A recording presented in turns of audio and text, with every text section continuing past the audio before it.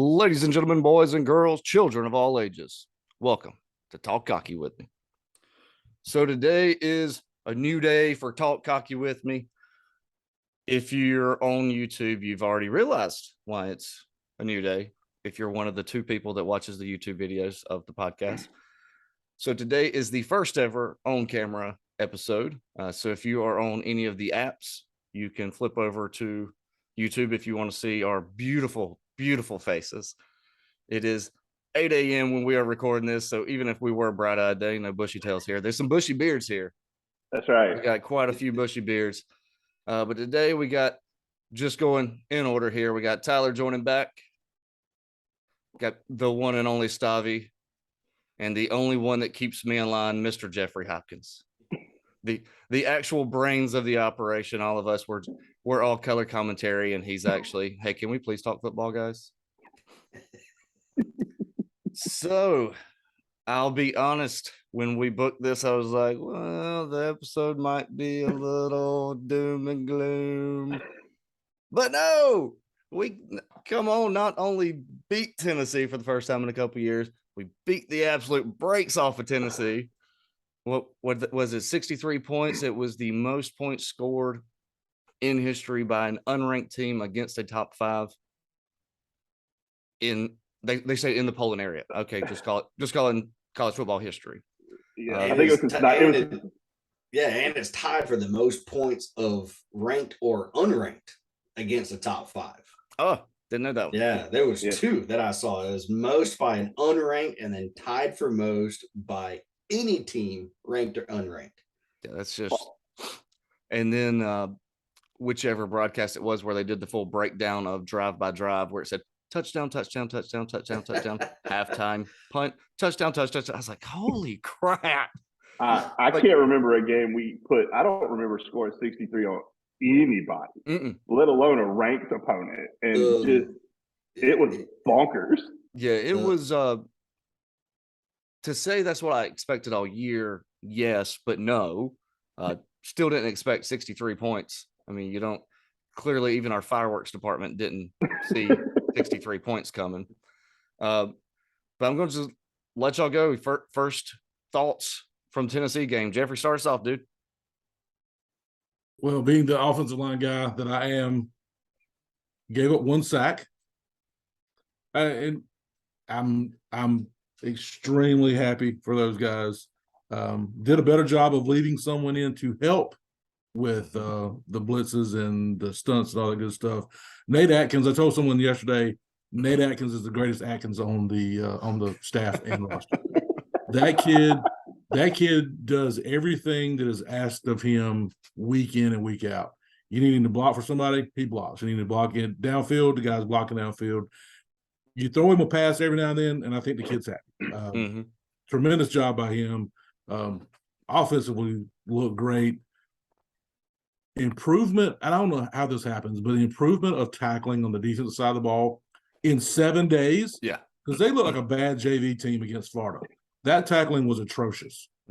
But tackling last week. And it wasn't just that game either. No. So it's yeah. I don't want to bring. I'm trying to be thankful this week. So tackling against Florida was absolutely atrocious. Tackling this week against Tennessee was like someone told them, if you don't tackle better, you're all losing your scholarships. I mean, it felt like it was just a complete 180 of tackling, and I'm impressed. Also the sand that we put on the field, it helped slow them down.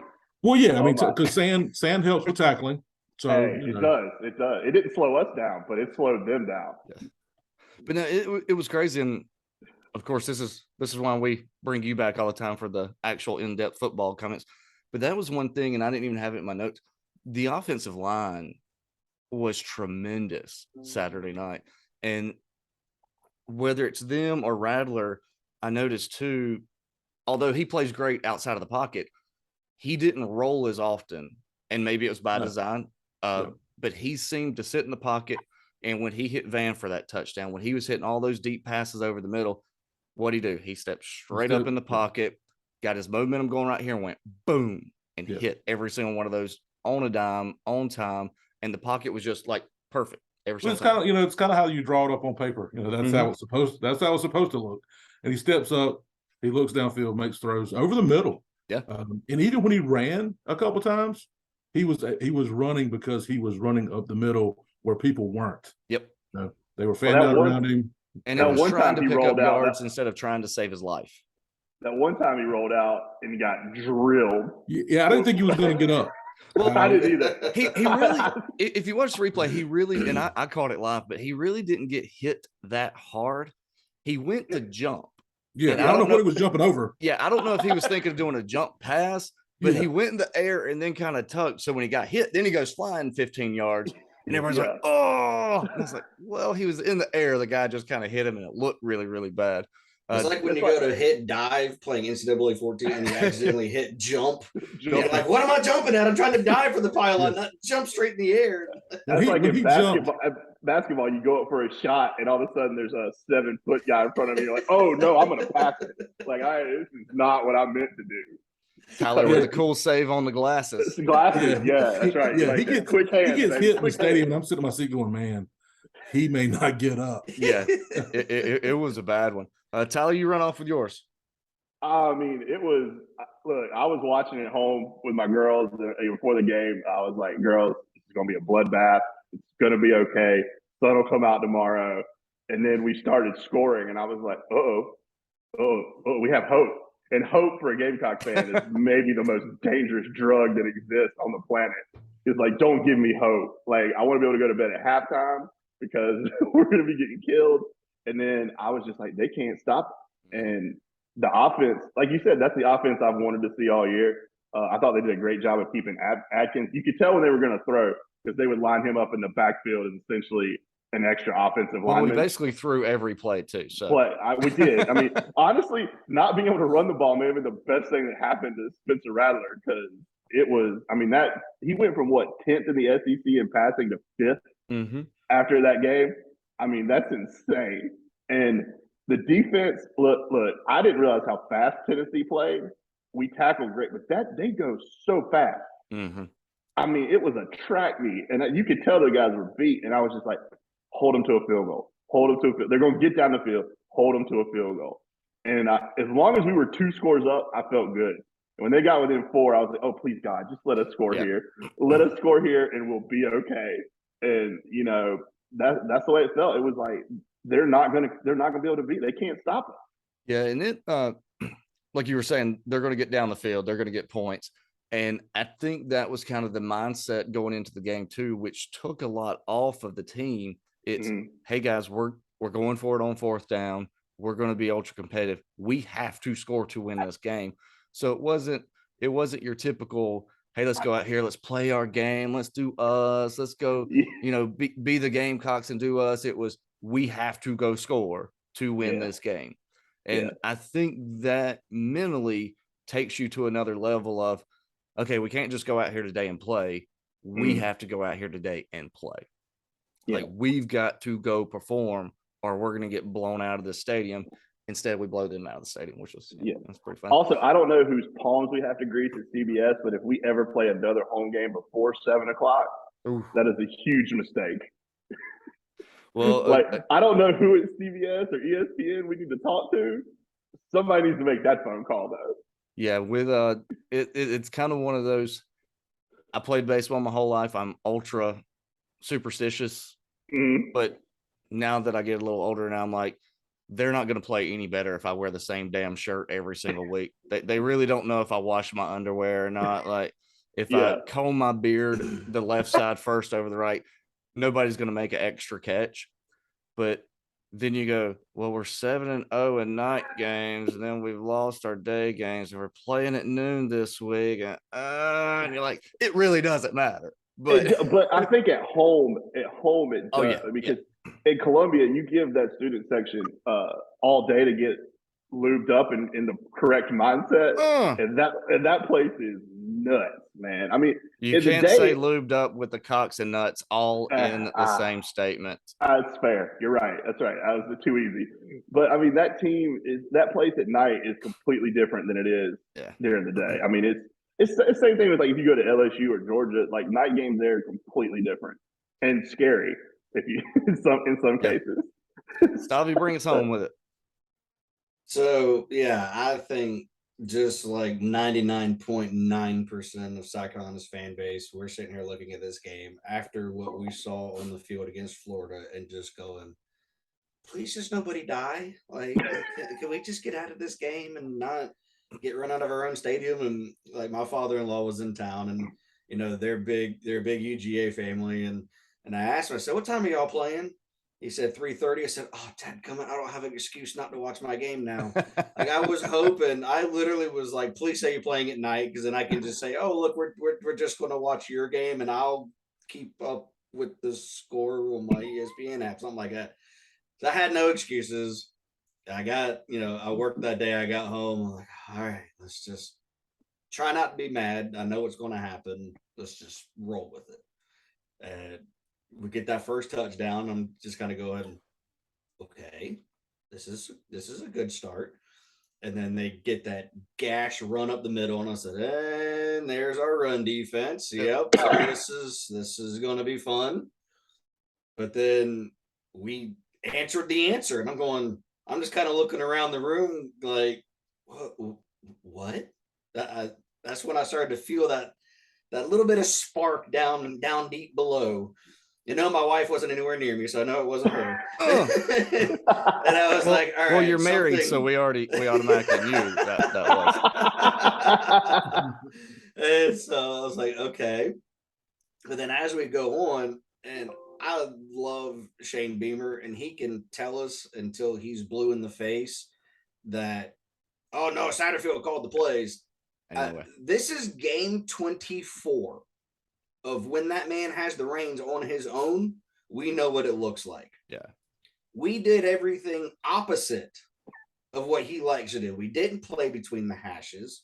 We didn't run it straight up the middle for 2 straight plays and then try and do some crazy weird wide receiver screen or hold on to the ball for 17 seconds while a guy does a triple deke freaking Mighty Ducks move, halfway up the sideline. It's the flying V. Or even the flying V to catch the ball 5 yards short of the marker and get hit immediately. Like, we know what the offense looks like when he has complete autonomy, and there was nothing. That was not it. Well, have you seen that video? The video of them standing next to each other. I just saw it this morning. Yeah. Well, I saw it live. Yeah, I saw it live, and then I saw somebody else pull it this morning. I'm like, right. No I text you about it too, Brando. I was like, did you see? Sat is just standing there with this, like, I won't even say puzzled. Just he had this like poker face, just look on his face with no emotion. And Beamer told him, he said, yeah, what I told him was, well, you've got 2 calls here. The thing basically telling me going 3rd and 4th, and ended up getting a touchdown with Juju, right after that. But he was not in it, and you can tell. Yeah. He may have been calling the plays in to the players, but he was not looking at his play card going, here's the play here, go. Mm-hmm. No, that was not happening. And if you have a subscription to the Big Spur, Tony Morrell even commented on this several times, saying that he's got a good source in the know about the game plan. And he said multiple times it was a quote unquote team effort, which means it wasn't just Satterfield with complete control. And it seemed one of the things a few weeks ago that really kind of caught me during Sat's weekly press conference. They'd asked something about play calls, and he said, we have our set 10 plays that we're going to call to start the game, no matter where we're at in the field. I'm like, that is the dumbest thing I've ever heard in my life. And maybe that's a team theory that whether we're on the 10 or whether we're on the plus 40, we're going to attack it the same way. We're not really going to, go get emotion involved in everything. But it was right after the A&M game because we had the 1 turnover touchdown, was it the pick returned, and then we tried to throw it 3 straight times on 1st and goal from the 5. It just looked dumb. And somebody had asked him, and he's like, oh yeah, we have our first 10 plays. I went, dear God, please tell me we didn't have our first set 10 plays and we didn't adjust it, whether we were on the 10 down there or the 5 over here. Like that, I changed that up a little bit. But no, I agree completely. When we came out Saturday night, I was getting flashbacks of Vandy, and I'm like, this is the offense, those first 2 drives that we're going, holy crap, here we go. But then in Vandy, it was like it was the group effort to pick those plays to start the game, maybe those set 10 plays to start the game, and then it was okay, we got you going. Everybody's in in a rhythm. Take it and go. And then the offense went, pew. So it feels, I agree with y'all. There was no way. I've never met the guy. He seems like a great dude. I like him in press conferences and everything, but to me, I don't think it's him. There's no way he's the one calling those plays, which kind of leads me to the next. One answer, we'll go around it, yes or no. Although I think I know where we're going after those answers, but yes or no, after Saturday is sat back. Tyler? No. Stavi? No. Jeffrey? Just no. Okay. What if we blow Clemson out like we just did? Yes or no? Tyler? No. Stavi? No. Jeffrey?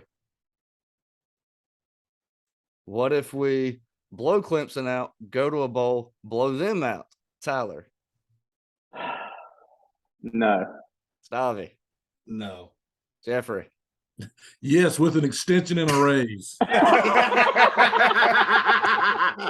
Somebody had to say it. Somebody. So he's just too divisive. Like you just can't bring him back. Well, my thing is, I think from what I've seen and heard, I think the decision's already been made. If it's not him calling the plays, then obviously he's gone because the production isn't necessarily him. If it is him calling these plays, this is 100% his offense. If we go out this Saturday and put that offense on the field, for those listening, I just made a face. I made a face and there was stuff there. So if you want to know what my response to was, then check out the YouTube. Faces don't come across over apps, but an audio medium. Yeah. If it's legit we come out Saturday, put that performance on tape, as they like to say. I put it on tape, and then we go to a bowl game, which the other question is, I know his contract runs out in December. Is that a hard date, or does that include the season? So I've seen where they said if we pull off Saturday, we could actually get the Citrus Bowl. That's a January 2 bowl game. Do you have a coach say his contract, even if it's December 31st, if it runs out in December, does that carry over into a January ball game? I have no clue. I'm just saying that out loud. But to me, if this is legit him calling the plays, and this offense shows up this week, and then this offense shows up in a bowl game, I think you have an argument to make, but I don't think he's calling the plays. That's also a huge if we blow out Clemson. Yeah. If we blow out somebody, those are 2 huge ifs, because the one thing about this team is we have not carried over a consistent performance from game to game, week to week, home versus on the road. So, that's a huge if. Yeah. But we'll so staying on the offense, let's throw a little cred to QB1, the winner of the Gamecock Ate 'em Up Award, the most prestigious award in all of Gamecock sports. Spencer Rattler hit, was it 468 yards? 438. 438, that's right. Yeah. 6 touchdowns. And for a guy that was the number 1 QB in the nation, came from what everybody said was the most prolific offense in the nation at Oklahoma State, to have never hit those numbers. And then he came to South Carolina and under Coach Satterfield put up 400 yards through the air, 6 touchdowns. And they'd asked him, they said, have you ever had a game with 6 touchdowns? He goes, maybe in high school. So for a guy of that caliber with that kind of talent to have never done it, and to have done it in that game, on that stage against the top 5 team and just blow it up. I mean, I'm happy for him. Like as a fan, I'm ecstatic. We get to beat our chest a little bit. We walk a little tall.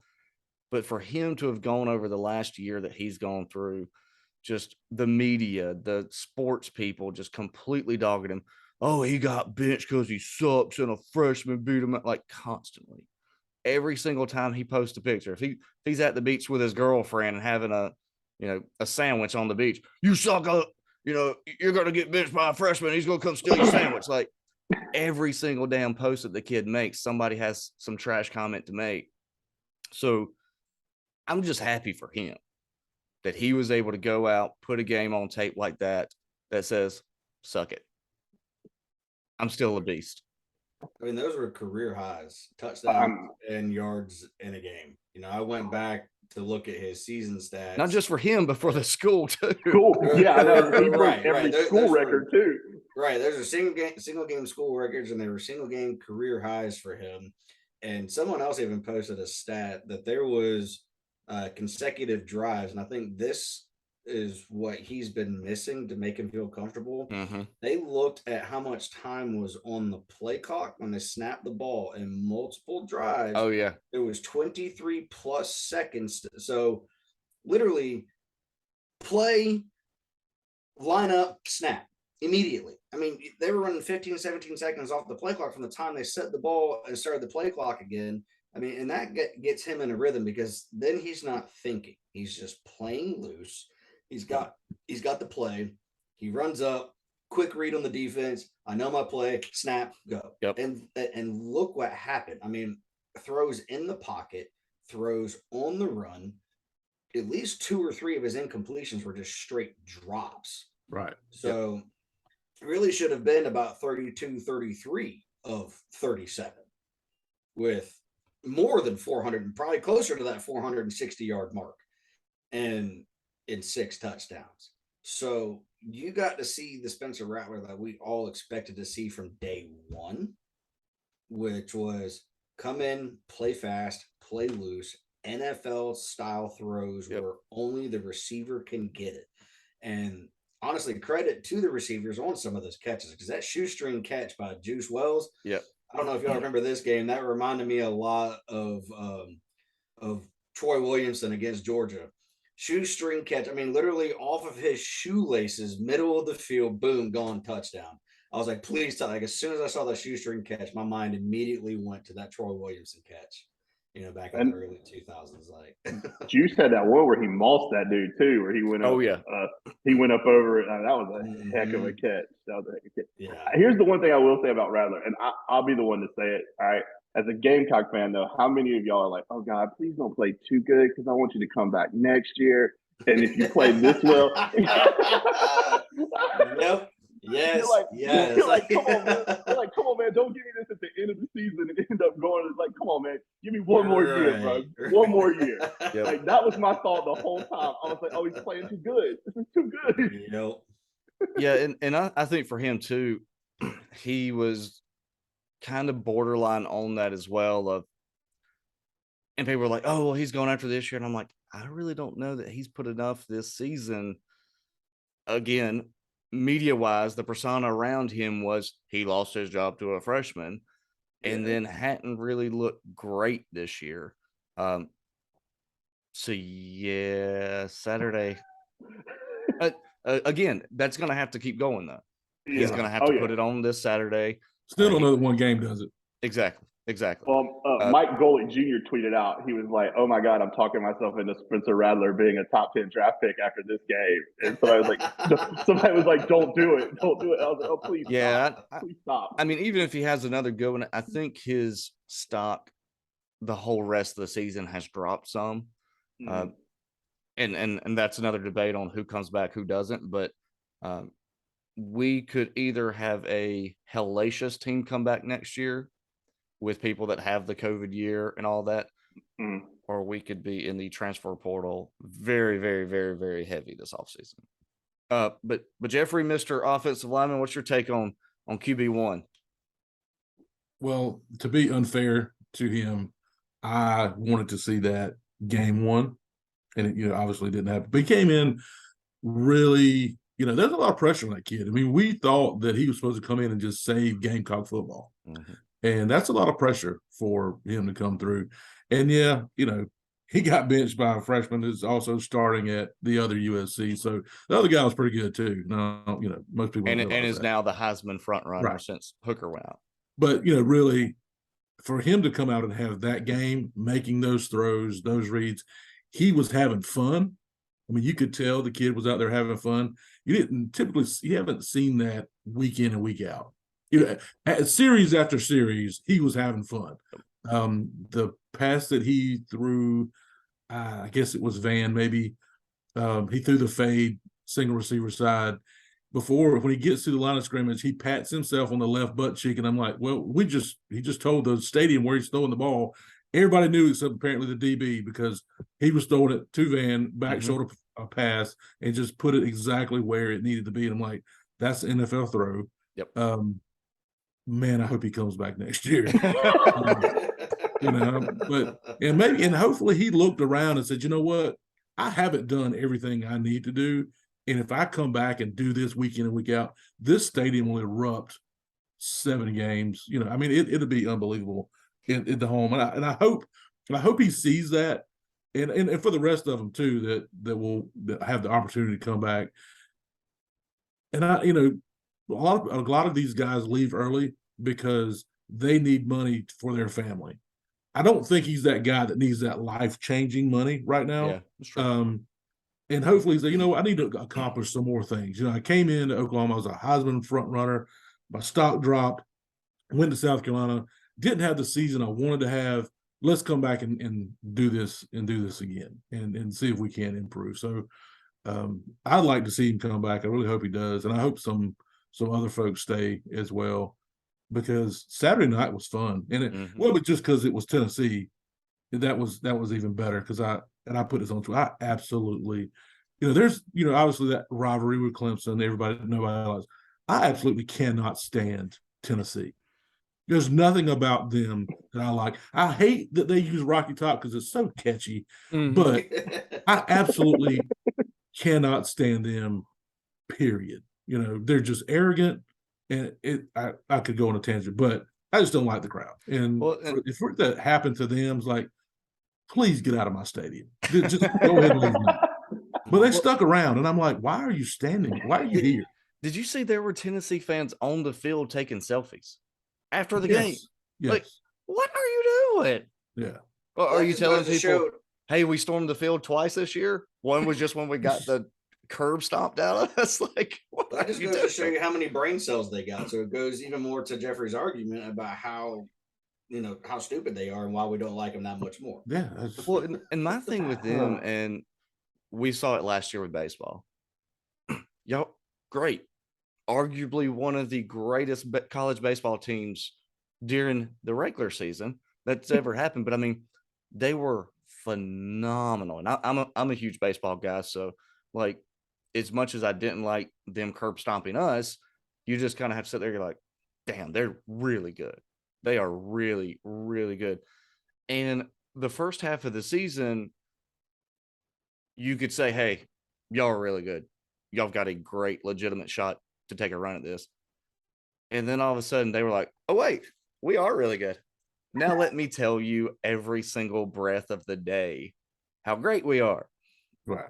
And then it was nothing sweeter than seeing them, the one player flicking off the fans and stuff after the home run. Like, there was nothing greater than seeing them lose at that point. And then it started this year in football. They come out just absolutely on fire, and immediately that fan base is all over everywhere. Oh, we're the greatest, we're gonna win. So when they lost the first game, I guess Georgia, it was like, okay, y'all are back down to reality a little bit. And then here they come back. And here they come back. So I'm one, which I used to be when I was younger. I would be all over the place talking shit too. But I've gotten now to where if my team wins, great. I don't get anything out of it. If my team loses, sucks. But I'm not losing anything out of it. Like, it doesn't alter my life anymore as much as it used to. I mean, let's be real.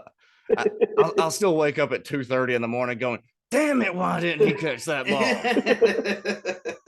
ball?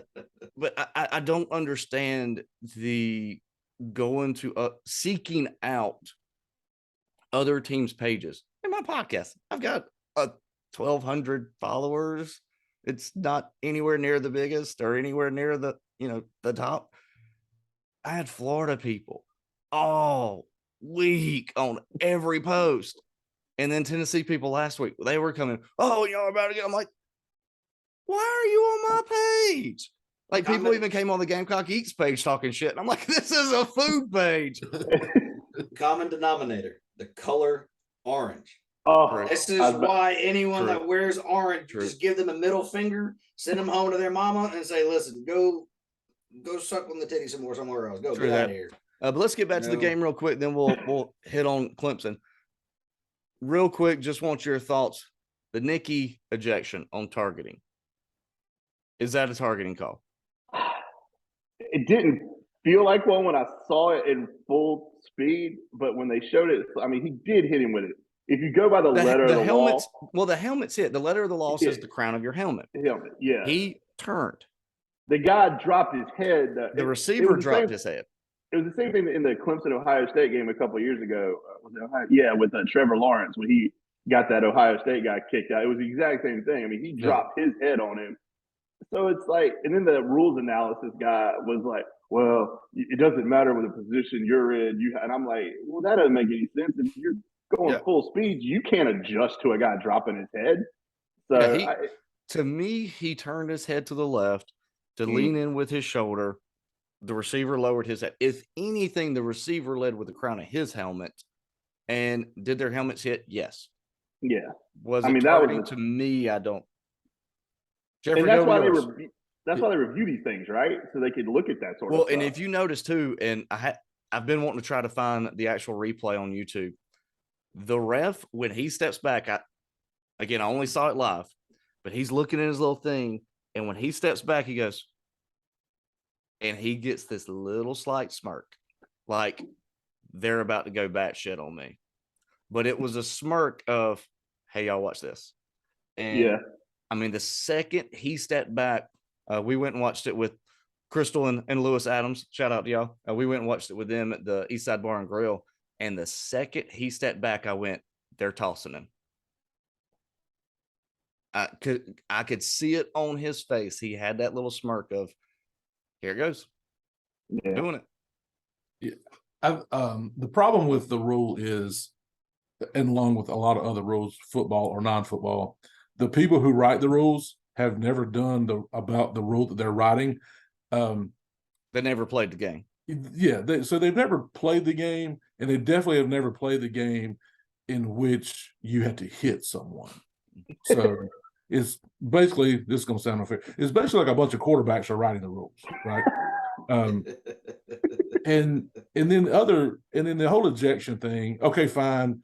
If it's about, this is going to follow the definition of targeting to the letter. Okay, fine. But the whole ejection thing over that hit, to me, is a non-point.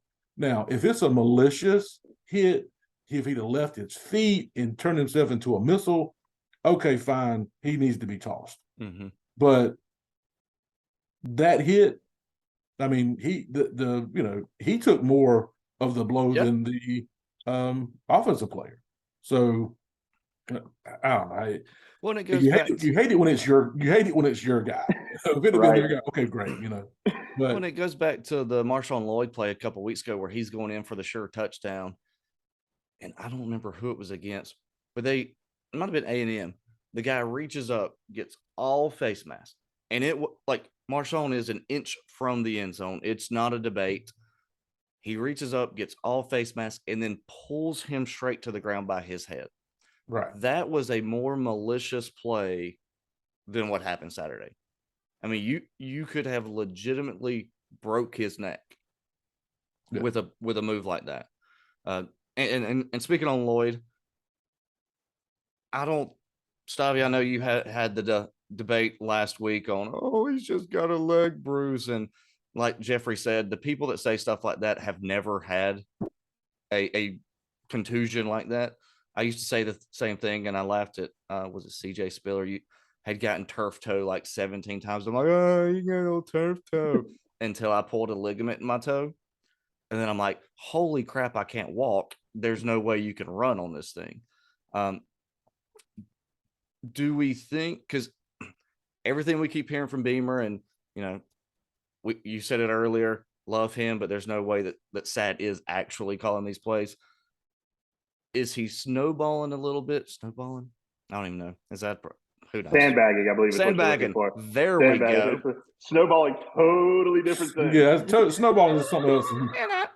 Entirely. I'm from Blue Ridge. Come on. The fact that I can put a sentence together is miraculous. Sandbagging has a different meaning there too, probably. It probably does. It probably does. So is he sandbagging a little bit that Lloyd is not as hurt? Did we hold him out this week, or is he more hurt than we thought? Is he done for the year? Because everything was like, oh, they're kind of questionable for Saturday.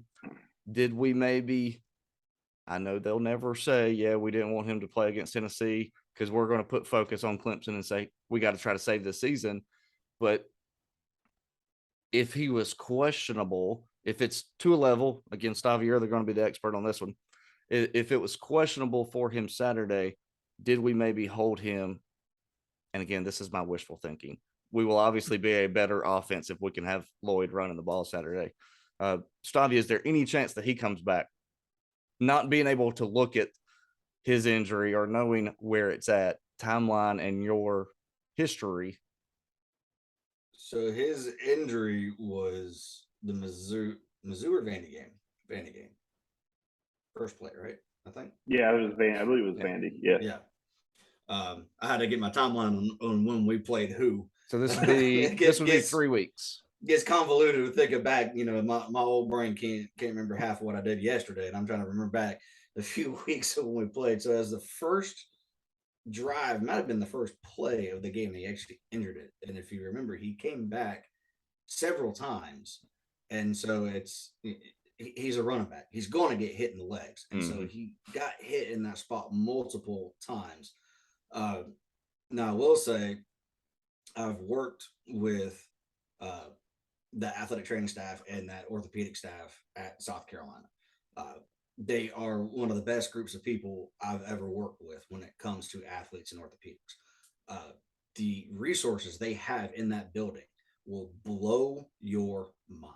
Like, I didn't know it or believe it until I walked in there and they gave us the tour and they told me everything that we had. I'm just kind of going, dear God Almighty. Okay, so this is the D1 life. I see you now. Okay. Like, these guys have everything at their disposal, and it could be a coach's call to say, hey, you're not 100%. You might be 80%. You might be 85%. But knowing the position that you play, what can happen and how easy this can be re-injured, and we do truly lose you for the season, maybe we just say, look, you might be at 85%. Let's wait and see how it does after this week. If you're closer to 100%, then yeah, we'll go against Clemson. Then we got some time to work on it again before the bowl game. So I'm sure there were conversations in the building between Dr. Guy, Clint Haggard, Marshawn himself, and Shane Beamer. To say, where do we stand in this? Because is it possible that he's 100%? Yes. Is it possible that he's less than 50%, even though he's tried to practice? Like, he can try and practice, and they're not going to hit him in practice. Yeah. They're going to be like, hey, run, cut, jump, let us know how you feel. Until you got a 300-pound lineman slamming into your thigh, pad or no pad, you're not going to know exactly how that injury feels. And Beamer made the comment too that him and CBS were practicing, and then somebody asked the question, he goes, oh, well, they're not running contact drills, they're off on the side. I was like, yes, they are outside practicing, right? They're not practicing with the team, right? For some reason, the the mind always wants to go, oh, they're practicing, they're getting hit, they're running full go, they're running into people. No.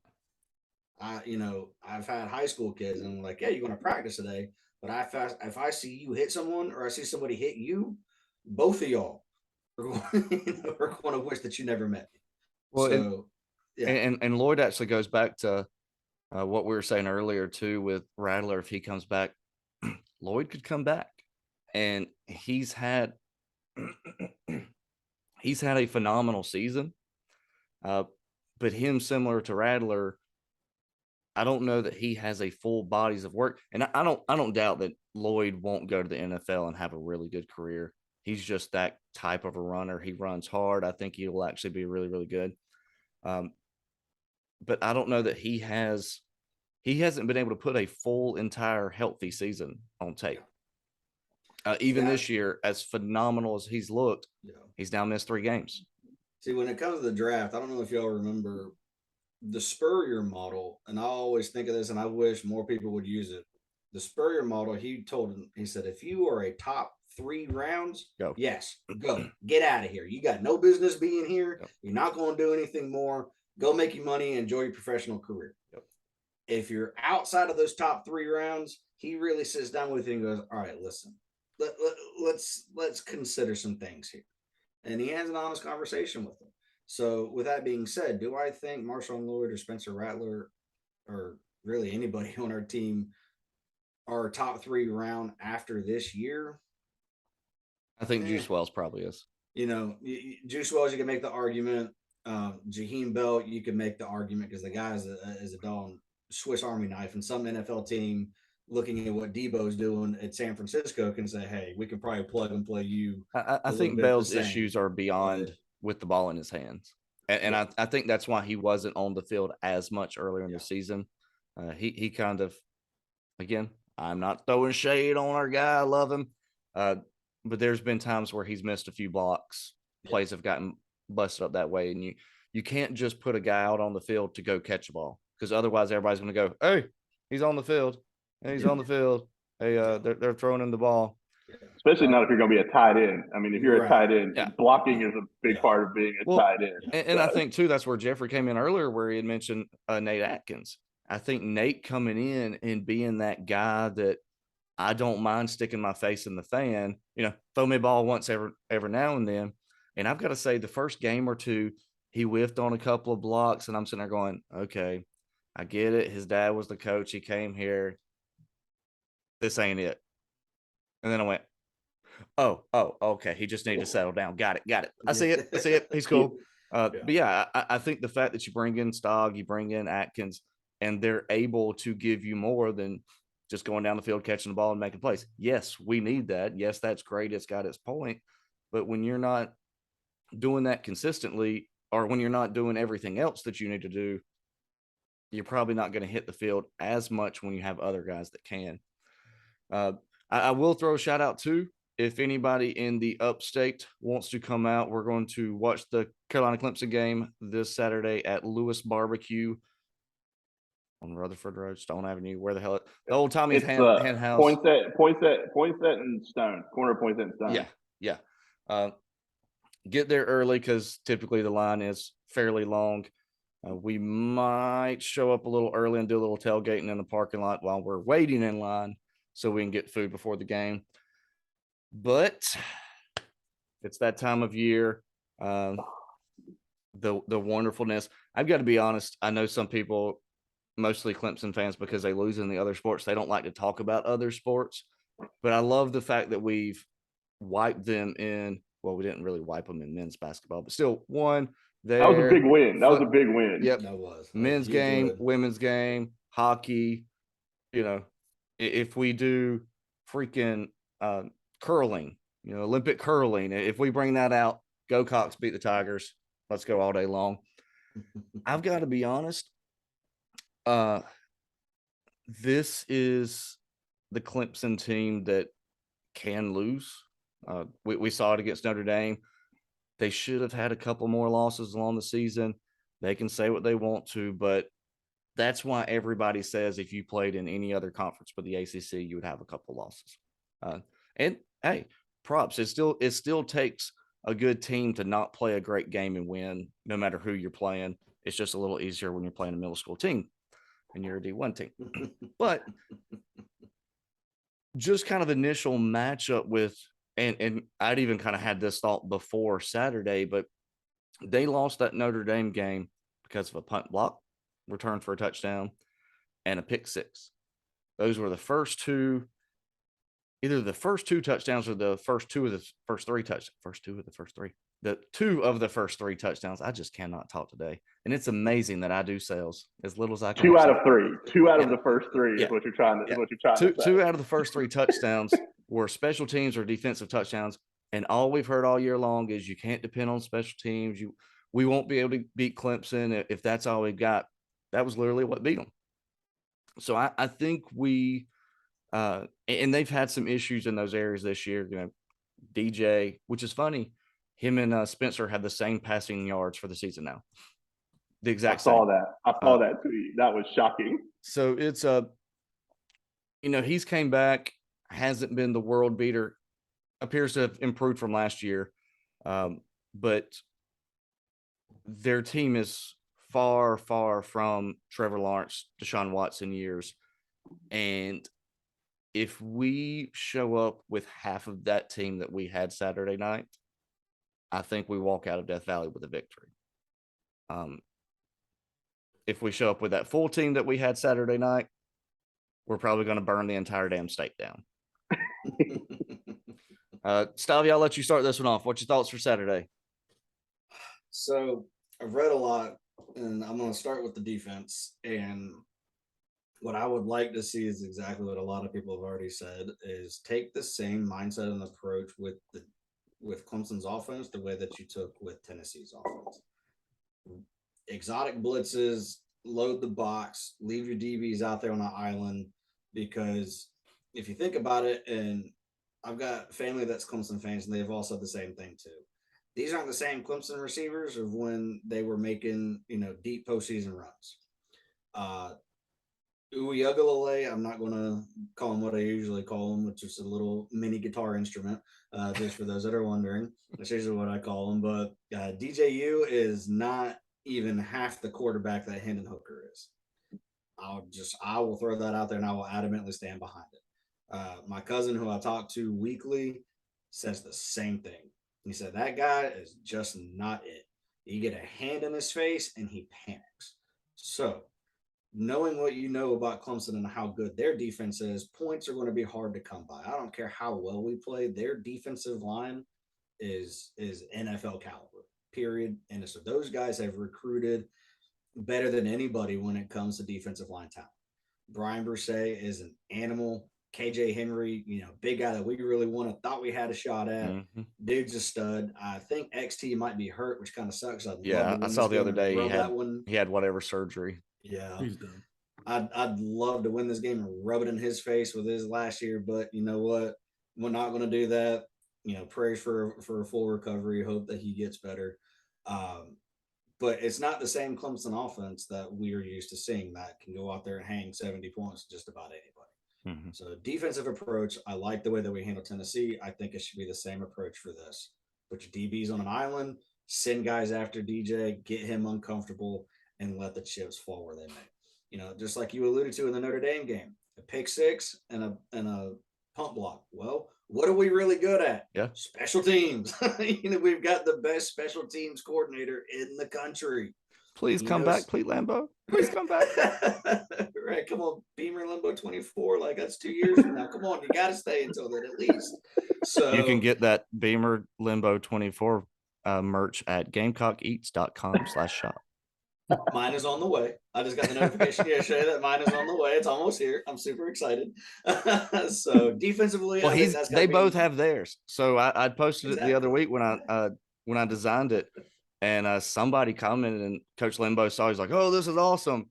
So I responded, I was like, "Well, send me a DM with your shirt size, and I'll send you one." He's like, there was no response. I went, "Oh, okay."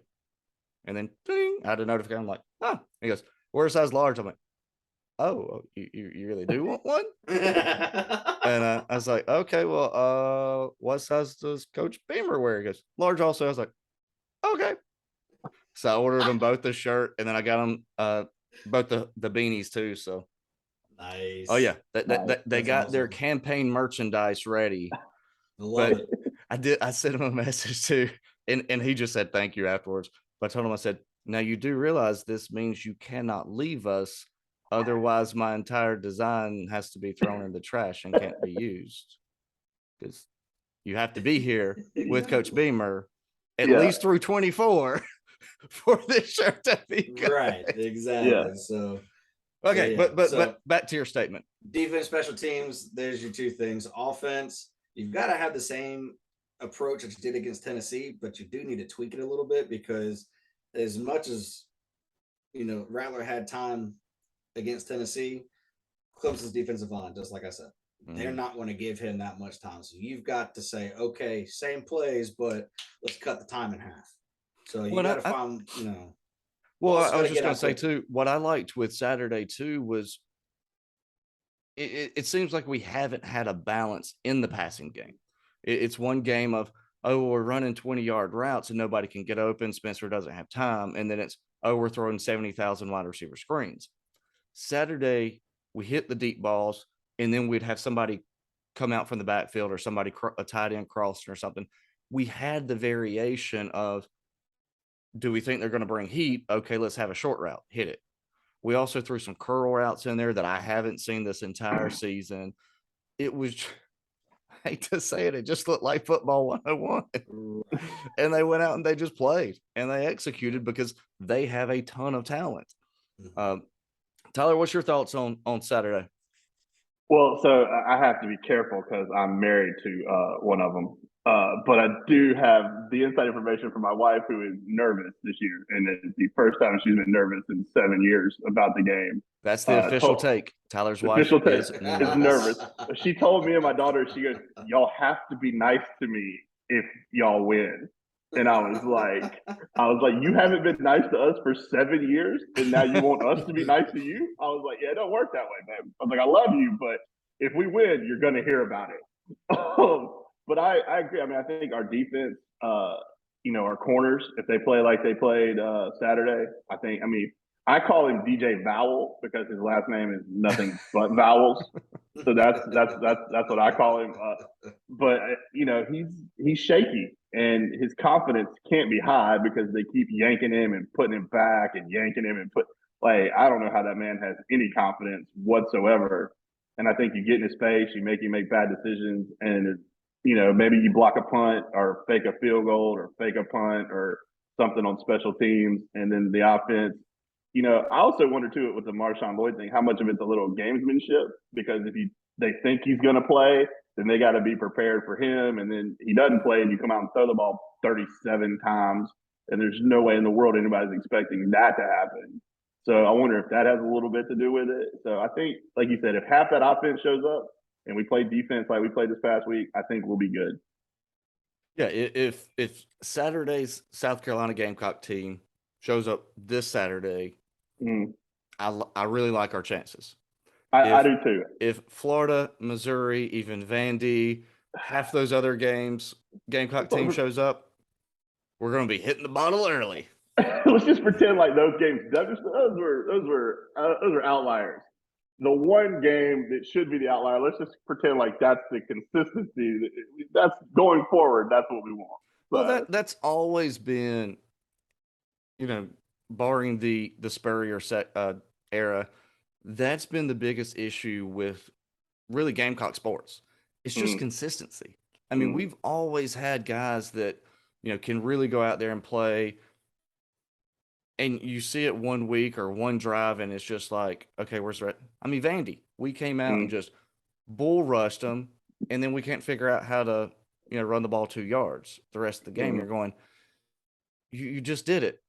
Now, why are you not able to do it? But yeah, that's, I think that would be a massive step for this team. Again, we saw, I don't know if y'all noticed, Mazio Bennett, he commented, or he posted after the game with just a little eyeball emoji, the big, huge, he went committed to Tennessee. So my nephew goes to Greenville and was the punter last year and knows Mazio. And my niece actually dates one of the running backs. So I saw him last night at dinner, and I said, "Hey, Mazio changed his mind yet?" And he just smiled and winked at me. So well, and that's going to be the thing is if you want to, I think Coach Stepp is one of the top assistants in the nation. I mean, all you ever see is these other coaches coming to him to talk with him and everything about wide receiver play. I think if we want to keep him, we have to show production on offense, and we have to, whatever the move is for next year, it has to be one that is name-worthy, notable to bring in recruits, to be the flash in the pan. And I think we need that now because I've always been against the flash in the pan kind of coaches, the Tom Hermans of the world, which I knew was going to be trash. And what's he doing now? What used car sales is he doing? Is he budget rental? Whatever. Everybody had to have him, and Ray Tanner was trash because we didn't go pick him up. But yeah, hindsight. Yeah. But I think whatever the decision is, whoever's actually calling the plays, if Sat is gone after this year, I think we do need a name that comes in with an actual resume of, hey, I put some damn good offenses on the field. Kendall Browse. No, excuse me. God, I got a terrible call. Well, we've got to get the Bennett's of the world. We've got to get them to Carolina. We've got to get these wide receivers because you look at the recruiting class. You look at what we did recruiting last year for defense: Stone Blanton, Nicky Mare, Williams, DQ Smith. Like you see all of that talent that we recruited last year for defense. They are producing. And then you look at the guys that we have for this year. Obviously, the trenches has been a main focus. Linebacker has been a main focus. And we're not getting 2- and 3-star guys. We're getting 4-star cream of the crop type guys coming in. But on the offensive side, again, cream of the crop quarterbacks, all of this, but your running backs, your wide receivers, those classes have been a little thin because I think people are looking at it going, I don't want to go out there and run around for 60 minutes and get 3 balls thrown to me every other game. Catch a wide receiver screen and get blown up. Yeah. So I think whatever we end up doing, it's probably running through heavily input from Coach Stepp because we've got Landon Sampson. I think is going to be a phenomenal guy for us once he gets up to speed and everything. They've been posting pictures, and I mean, he looks like he's added about 30 pounds of muscle. I mean, with that gold hair, he looks like a freaking surfer from California, Malibu Ken kind of guy. So I can see him like blazing past people with his freaking speed. But Jeffrey, what are you saying for Saturday? It's going to take all 3 phases, definitely. Special teams, at some point, you got to steal a possession. Didn't need to against Tennessee, but it's going to come against Clemson. It's going to be a completely different game. And, special teams, whether it be a block punt, fake field goal, whatever, that will suck the wind out of the opponent. And we're going to have to steal a possession and even steal a touchdown. When that kickoff return against A&M set the tone. I mean, they knew, oh crap, we're in for a fight. Yep. So special teams play is going to be extremely important. Defensively, run defenses, it's going to have to do its best game of the entire season on Saturday. And I think it's probably, we've talked about it. We've got to, maybe leave those guys, play man or something and just make him throw the ball and put pressure on him. And being a defensive line guy, somebody needs to hit him. And I don't mean put their hand in their face, pull him down by the back of his jersey. Somebody needs to put their helmet in his chest. That's probably a little aggressive for the podcast, but I don't care who it is. That is a clean technical I would prefer it be Jordan Burch or Pickens. I want someone to absolutely put their helmet in his chest and make him cough up the ball. If not, he will have the game of his, because he'll pull it down and he'll run. And he's a big dude. And we saw what happened when the Florida quarterback ran against our DBs. It just was ugly sometimes. But someone needs to hit him in the chest. and realize and make him realize that we came to play. You need to throw the ball in a hurry. Defense is going to have to play really well Saturday, and they're very capable of doing that. And linebacker play is going to have to be somebody's going to make sure they know where DJ is the entire time. You just can't let him have free run, kind of like we did last year. Offensively, their D line is very good. Atkins is probably going to do a lot of picking on Henry on the side to help want him out, or more on the other side. Mm-hmm. But offensive line, they're going to have to play really good again this week as well. And Rattler again is going to have to be in rhythm. That the same offense from Tennessee, let him get in a rhythm. Whoever's calling the plays, whatever that game plan was, it needs to come back again. It's going to have to be quicker because their D-line is much better than Tennessee's. Their defense is better than Tennessee's. And I think, like you said, that offensive production, we're going to have to start getting those guys because you're right. Some of those cats, they're standing on the sideline and they're in the stands and they're watching the offensive production on the other games. We're like, I don't want to come here for this. And also, they keep those coaches. We need to keep Justin Stepp. And I hope he has some input in the offense. He's been around some places that has been successful offensively. So he knows what he's talking about. And as the other coaches do too, but he's a tremendous recruiter. So as well as bringing in recruits, we need to make sure we're recruiting in that same building to keep those guys where they are, Limbo and Step and, and make sure that Clayton stays. I think that he's doing a great job with that defense, but we need some recruits on that side of the ball too. Mm-hmm. Preferably at the linebacker. Blanton needs some help. I think Mo Cabo will be, back if he's healthy next year. I think that would be he's a thumper. We need some thumpers in the middle of that defensive front seven. So it's going to take some effort to beat Clemson, and I think if they show up with that same effort from Tennessee, I think it could be a great day in the valley, as they like to call it. But God, it's at noon. Why at noon? Why? Hopefully they put visors on all of our guys so it tints the sunshine a little bit, so they think they're playing at night or something. Maybe somebody shoot some fireworks off behind the stadium. Whatever it takes. Noon game. Yeah, that one. But again, it's kind of the double-edged sword, like we were saying earlier. The night games, your crowd's going to be more into it. So I think on the road earlier in the day benefits us a little bit. They won't be in the moonshine as early because that hasn't ran through yet. Right. They got to wait for the rest of that to distill, and then it's got to cool down. I've watched enough moonshiners. I know the entire process now. Half of it was filmed in Pickens County. No, I'm just That's my neighbors. That's my neighbors. I can't. I will say this: I've never been happier than when we didn't get ranked in the top 25 this week, because it seems like every time we get ranked in the top 25, we immediately just shit the bed the next game. Like, get ranked, something terrible happens.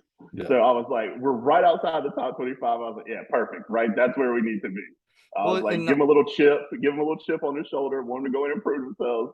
Because for some reason, once you put that 25 by their name, they start feeling it a little bit. And I'm like, yeah, don't do that. Don't do that. And not just the ranking. Like I was saying with consistency earlier, even with Spurrier, if we're wanting to compare historic wins, and that's the crazy part about it is, as fun as Saturday was, and as crazy it was, like, that was one of the greatest wins in college football history. I mean, for what we did offensively, and then the rankings, not rankings, whatever crap. Yeah. That's literally going to go down as one of the greatest victories in college football history. But again, when you then take a look at it through Gamecock glasses, 2010, we beat number 1 Alabama, even with Spurrier, even at the peak of our, run. I guess that wasn't quite the peak yet, but the very next week, Kentucky. Yeah. So even when we had our great runs, singular run. We've only had one great run. Hopefully we are starting, the second one. But even when we've been there in the past, we haven't really held a full consistency. We've always kind of dropped one or two that we shouldn't have. Like that season should not have lost to Kentucky. The 11-win seasons that kept us out of the SEC championship game, we would lose to Missouri that we had no business losing to that season. And there's always that one because we just haven't been able to hit that pure consistency all the way through. I think this week is it was like the A&M game. It was like the Kentucky game at that point in the season. To take the next step for this program for Beamer, we had to beat Kentucky. We had to beat Kentucky to say, okay, we're not in the bottom of the SEC anymore. We're moving up. Then when we got to A&M, it was we had to beat A&M to say, okay, we're getting that. We haven't beaten A&M monkey off of our back. So we're taking all of the right steps. Is it realistic when you look on paper to say we should go to Death Valley and win? That's for the experts to determine. But it's a rivalry game. You never know what's going to happen. You get emotions involved. You get people on both sides that I love that they're not shying away that this game means a little bit more. And I love that immediately after the game Saturday, every single one of those players were asked, okay, what are y'all going to do Saturday? What are y'all going to do against Clemson? And the one thing that I really loved about it was the Juice Wells and the Spencer Rattler interviews after the game. If y'all have not watched it, go back and watch it. Those guys just put up the greatest offensive performance in Gamecock history.